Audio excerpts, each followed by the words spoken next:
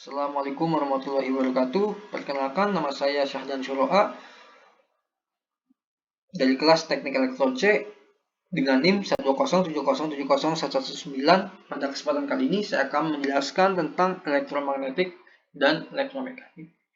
Adapun pembahasan dari elektromagnetik yaitu yang pertama medan magnet dan medan listrik, induksi tegangan hukum Faraday, konsep rangkaian magnet, kurva magnetasi, intensitas medan magnet hukum Ampere, energi dalam medan magnet. Yang pertama yaitu medan magnet dan medan listrik. Medan magnet adalah ruang daerah di sekitar magnet yang masih dipengaruhi oleh gaya magnet tersebut. Medan magnet digambarkan dengan garis-garis gaya magnet dan dinyatakan dengan anak panah seperti pada gambar yang ada pada di samping, yaitu merupakan gambaran dari gelombang elektromagnetik. Kemudian ada beberapa hal yang perlu diketahui atau diperhatikan mengenai garis-garis dari gaya magnet. Yaitu garis-garis gaya magnet itu tidak pernah saling berpotongan seperti pada gambar ya, di mana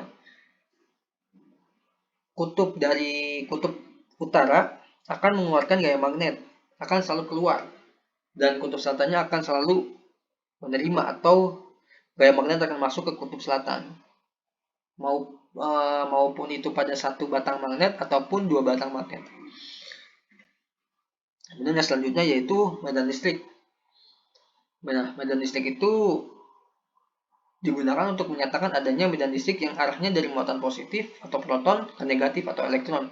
Jadi untuk muatan positif, arah garis medan listriknya mengarah keluar dari muatannya, sedangkan untuk muatan negatif, arah garis medan listriknya mengarah masuk ke muatannya. Seperti itu. Pada gambar terlihat bahwa muatan positif akan keluar, sedangkan muatan negatif akan masuk. Seperti itu. Kemudian medan magnet itu memiliki arah ya, kerapatan dan intensitas yang digambarkan sebagai garis-garis flux dan dinyatakan dengan gambar simbol. Yang pertama merupakan simbol P, flux dalam besaran Weber. Kemudian B, delta equal kerapatan fluksi dalam Weber atau Weber per meter persegi. Kemudian H, delta equal kuat medan magnet dalam ampere per meter. Kemudian B ini ya kan, dan seterusnya. Kemudian selanjutnya yaitu intensitas medan magnet disebut sebagai kuat medan dan dinyatakan dengan besarnya fluksi sepanjang jarak tertentu. Maka B ini atau kerapatan ini sama dengan kuat medan dalam ampere. Nah, kerapatan medan B maupun kuat medan H merupakan besaran vektoris yang mempunyai besaran dan arah. Di mana mu delta equal permeabilitas dalam Henry atau per meter. Dalam Henry per meter. Nah, permeabilitas pada ruang bebas atau udara mempunyai nilai 4 kali 4 pi kali 10 pangkat min 7. Nah, H per M. Material seperti besi dan nikel mempunyai permeabilitas yang relatif lebih tinggi dan biasanya disebut sebagai material yang mempunyai karakteristik ferromagnet. Besaran flux dapat juga dinyatakan dengan flux P sama dengan integral B dA, di mana dA ini merupakan unsur luas. Dan ada gambar di sebelah kanan, yaitu contoh dari kumparan ya, di mana apabila sumber tegangan V itu akan mengalirkan arus I pada kumparan dengan jumlah lilitan N. Nah, maka akan timbul kuat medannya, yaitu dengan disimbolkan H seperti itu. Nah,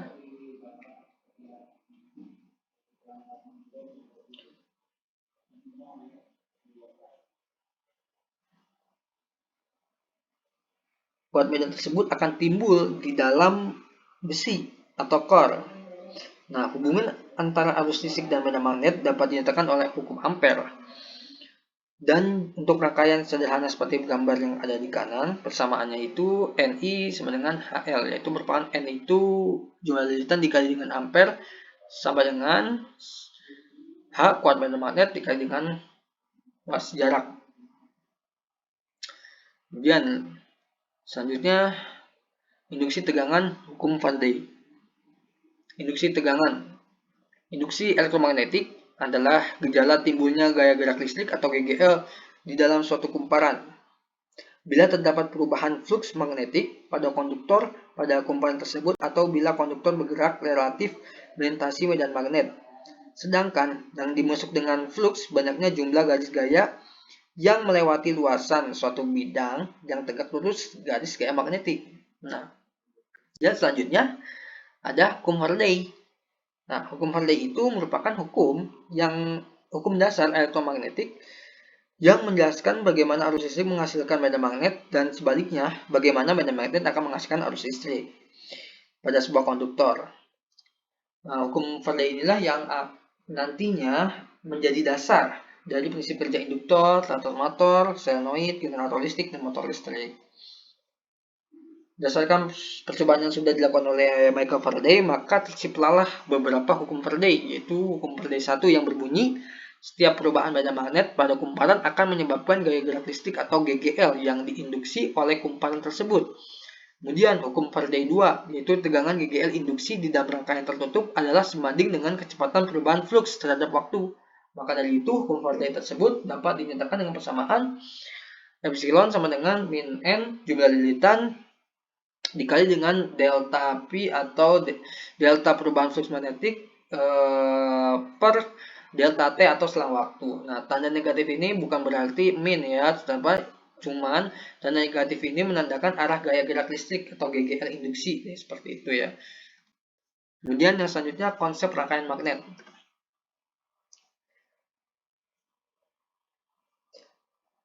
Arus listrik I yang dialirkan melalui penghantar yang dibelitkan pada inti besi yang berbentuk cincin toroidal seperti pada gambar ini akan menghasilkan medan magnet yang sebanding dengan jumlah lilitan dikalikan dengan besar arus listrik I. Ampere turn Ni, N dikali I ini dikenal sebagai gaya gerak magnet atau GGM.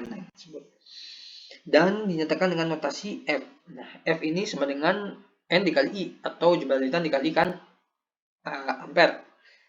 Arus dikalikan dengan arus. Nah, gaya gerak magnet atau GGM adalah perbedaan potensial magnet yang cenderung menggerakkan flux di sekitar cincin toroidal. Gerak flux di sekitar cincin. Selain ditentukan oleh besaran GGM, juga merupakan fungsi dari tahanan inti besi yang membawa flux tersebut. Tahanan inti besi itu tersebut reluktansi R dari rangkaian magnet. Jadi, P flux ini sama dengan F per R Weber. F GGM per reluktansi Weber. Reluktansi sama dengan tadi I yang merupakan arus per A luas, ya kan? Mu A luas. Konduktansi dikalikan dengan luas. Kemudian seperti tahanan dalam rangkaian listrik. Nah, seperti tahanan dalam rangkaian listrik, reluktansi berbanding lurus dengan panjang T, berbanding berbalik dengan penambang luas A, dan bergantung pada bahan magnetik rangkaian magnet tersebut, di mana besaran I dalam meter dan A dalam meter persegi. Jadi, mohon maaf sebelumnya, I ini merupakan panjang ya. Dapat dilihat bahwa ini merupakan rangkaian magnetik. Ini merupakan rangkaian listrik. Jadi sama saja sebetulnya, itu arusnya itu akan berputar ya dalam satu putaran ini, dalam lilitan ini, di mana reluktansi dalam kuat medan magnet, sedangkan dalam rangkaian magnet, sedangkan untuk rangkaian listrik itu merupakan tahanan ya, di mana GGM-nya itu dalam kuat dalam rangkaian magnet, sedangkan ini merupakan tegangan ya, tegangan. Jadi sama saja sebetulnya. Jadi fluxnya ini, kondisi ini kan sama dengan ampere, ya kan? Di sini ampere, kalau ini flux, kemudian sama dengan panjang lilitan, ya kan, panjang per mu A, atau dengan konduksivitas dikalikan dengan luas penampang, sedangkan ini rho dikalikan dengan A, ya kan, seperti itu. Panjang dikalikan rho dikalikan dengan A.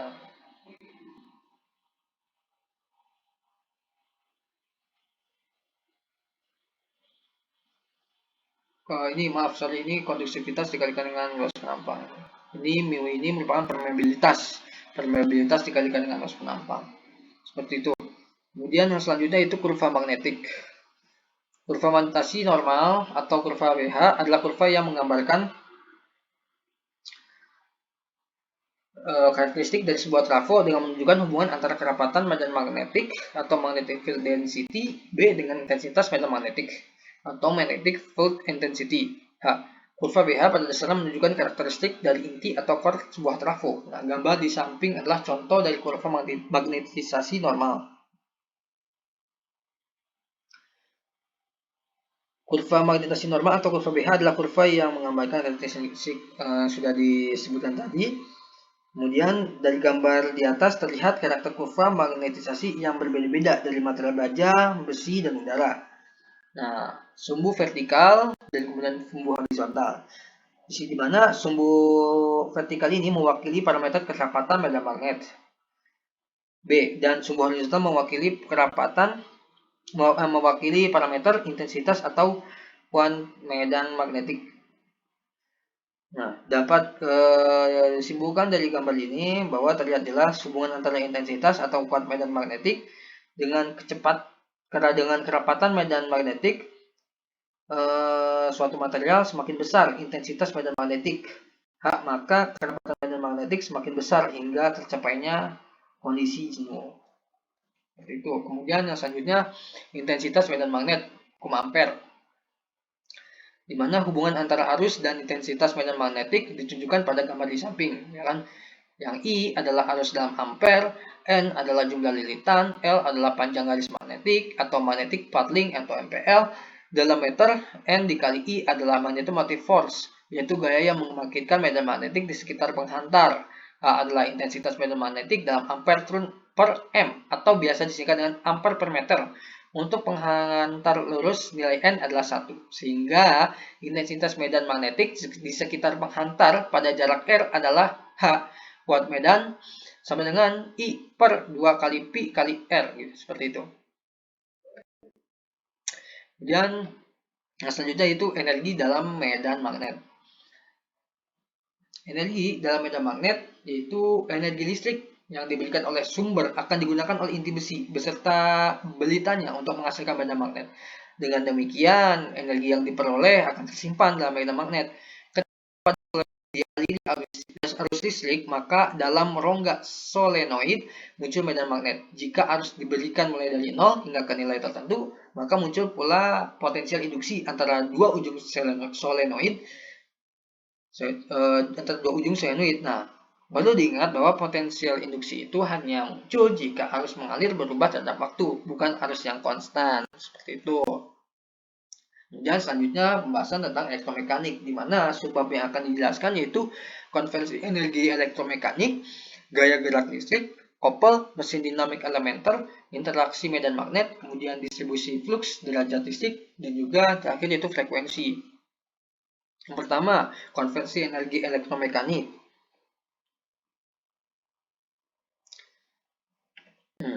Konversi energi, baik energi listrik menjadi energi mekanik atau motor maupun sebaliknya, dari energi mekanik menjadi energi listrik atau generator berlangsung melalui medium medan magnet. Energi yang akan diubah dari suatu sistem ke sistem yang lainnya, sementara akan tersimpan pada medium medan magnet untuk kemudian dilepaskan menjadi energi sistem lainnya. Dengan demikian, medan magnet di sini selain berfungsi sebagai penyimpanan energi juga sekaligus sebagai medium untuk mengkoppel proses perubahan energi. Jadi dapat dilihat bahwa alurnya itu energi listrik, kemudian medan magnet akan berubah menjadi energi mekanis motor generator. Dan pula begitu sebaliknya, motor generator akan mengeluarkan energi mekanis, akan timbul medan magnet sekitar itu, kemudian akan menjadi energi listrik. Nah, dengan mengingat hukum kekalahan energi, proses konversi energi elektromekanik atau dalam hal ini sebagai aksi motor dapat dinyatakan sebagai energi listrik sebagai input, energi mekanik sebagai output, energi yang diubah menjadi panas atau energi tersimpan pada magnet dapat dikasihkan energi yang tersimpan gitu ya. Kemudian yang selanjutnya ada gaya gerak listrik. Konsep dari GGL dalam listrik erat kaitannya dengan adanya tegangan jepit. Jika GGL terjadi pada rangkaian listrik terbuka, maka tegangan jepit sebaliknya. Nah, tegangan jepit itu merupakan perbedaan potensial antara ujung-ujung penghantar yang ada pada suatu sumber listrik setelah dialiri arus listrik atau dalam suatu rangkaian tertutup. Besaran tegangan jepit disimbolkan dengan V dan satuannya adalah volt. Nah, perbedaan dari GGL dan tegangan jepit itu dapat kita lihat ketika itu merupakan adanya rangkaian terbuka dan rangkaian tertutup. Nah,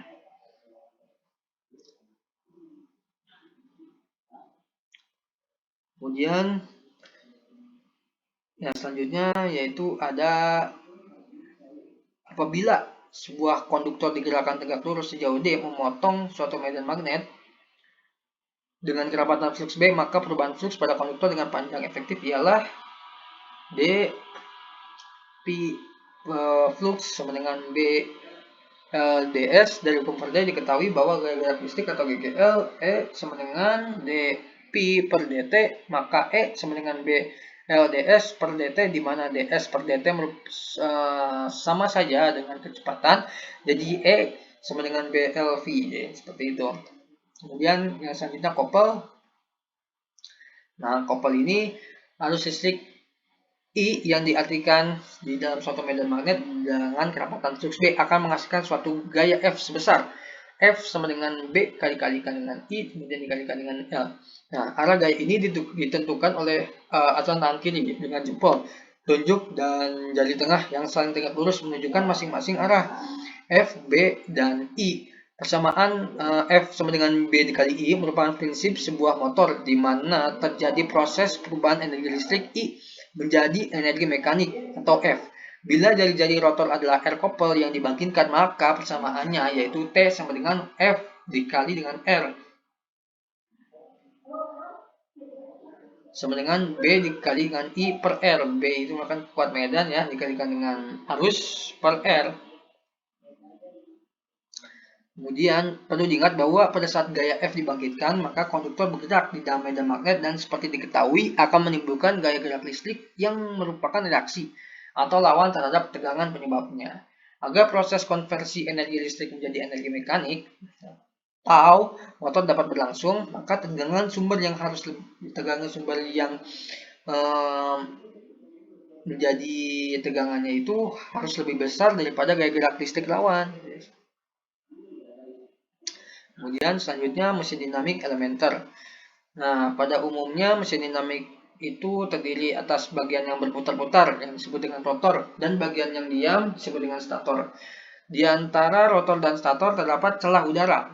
Stator merupakan kumparan medan yang berbentuk kutub, sepatu, dan rotor merupakan kumparan jangkar dengan belitan konduktor rasan dihubungkan ujungnya. Dapat dilihat pada gambar. Untuk mendapatkan tegangan induksi atau GGL. Jika kumparan rotor diputar dengan arah yang berlawanan dari arah jarum jam, tegangan akan dibagikan dengan arah yang berlawanan pada kedua ujung rotor yang tidak dibuka. Jadi seperti itu ya. Kemudian interaksi medan magnet yang selanjutnya, intensitas medan magnet. Kerja suatu mesin dinamis dapat juga dilihat dari segi adanya interaksi antar medan magnet stator dan rotor, yaitu F sama dengan B dikalikan dengan B dikalikan dengan I dengan L. Seperti diketahui, arus listrik I pada persamaan di atas akan menimbulkan flux juga di sekitar konduktor yang dilalui. Bila kerapatan flux akibat arus listrik dinyatakan dengan B S pada stator, kuat medan pada stator, dan kerapatan flux akibat kumparan medan adalah kuat medan pada rotor, maka dapat dituliskan T sama dengan K dikalikan dengan B R dikalikan dengan BS sin theta, ya kan, pada persamaan tersebut di mana theta adalah sudut antara kedua sumbu medan magnet BR dan BS. Nah, K itu merupakan konstanta. Dan L dikalikan dengan R, sudut theta dikenal sebagai sudut koppel atau sudut daya dengan harga maksimum, di mana sudutnya itu sama dengan 90 derajat dengan menganggap BR dan BS sebagai fungsi arus rotor dan arus stator. Persamaan koppel, maka persamaannya itu menjadi T sama dengan K dikalikan dengan arus rotor dan arus stator sin theta, ya kan. Dengan demikian koppel terjadi sebagai interaksi antara dua medan magnet atau dua arus. Kemudian selanjutnya distribusi flux. Nah, suatu mesin sinkron dengan kumparan medan 4 kutub. Kumparan jangkarnya terdiri di atas dua kumparan. Jangkarnya terdiri dari dua kumparan, yaitu A1 sama dengan A1 dan A2 A2, ya kan. Kerapatan flux B yang ditemukan akibat berputarnya kumparan medan akan berbentuk sinusoid terhadap ruang. Perlu diperhatikan juga bahwa bentuk sinusoid ini adalah sebagai fungsi ruang, bukan fungsi waktu, sehingga distribusi flux B terhadap ruangnya itu ada gitu ya. Selanjutnya derajat listrik. Pada setiap satu kali putaran mesin, tegangan induksi yang ditimbulkan sudah menyelesaikan P per 2 kali putaran. Maka untuk mesin 4 kutub, satu kali putaran mekanik mesin 360 derajat berarti sama dengan 2 kali putaran listrik 720 derajat. Maka persamaan umumnya itu merupakan theta E, ya kan, sama dengan P per 2, ya kan, theta M, ya kan, dimana P ini merupakan jumlah kutub mesin, theta M merupakan sudut listrik, theta M merupakan sudut mekanik. Selanjutnya merupakan frekuensi. Akhir ya, dari persamaan sebelumnya diketahui bahwa untuk setiap waktu satu siklus tegangan listrik yang dihasilkan, maka mesin telah menyelesaikan P per 2 kali putaran. Karena itu, frekuensi gelombang tegangan adalah F sama dengan P per 2, ya kan, dikalikan dengan N per 60, di mana N itu rotasi per menit, N per 60 berarti rotasi per detik. Kecepatan sinkron untuk mesin arus bolak-balik lazim dinyatakan dengan Ns sama dengan 120 per P. Jadi misalnya untuk generator sinkron yang bekerja dengan frekuensi 50 putaran per detik dan mempunyai jumlah kutub P sama dengan 2, maka kecepatan berputar mesin tersebut adalah Ns sama dengan 120 dikalikan dengan 50 per 2, akan menghasilkan 3000 rpm, ya kan. Mungkin sekian saja yang saya sampaikan. Kurang dan kurangnya mohon maaf. Assalamualaikum warahmatullahi wabarakatuh.